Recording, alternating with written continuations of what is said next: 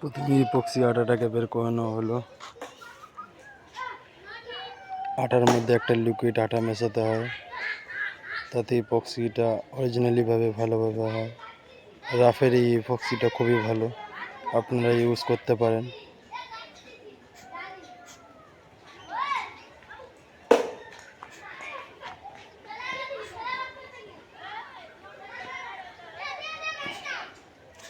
ভালো করে মিশিয়ে নিলাম।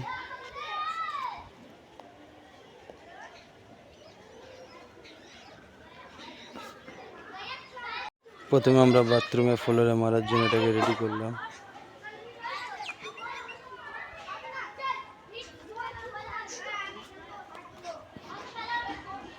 আমরা টোটাল জায়গা হোয়াইট কালার ইউজ করব, আমরা কোনো এর মধ্যে কালার পাঞ্চ করব না, কোনো গোল্ডেন ফোল্ডেন কিছু করব না। আমরা নর্মালি পার্টি আমাদের সাদা চেয়েছে, আমরা সাদা কালার ইউজ করব।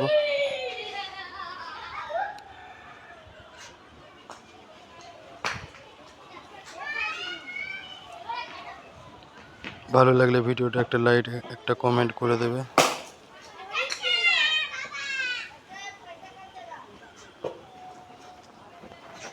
স্পঞ্জ দিয়ে জল ইউজ করে আমরা এটাকে পরিষ্কার করে নিচ্ছি ভালো করে।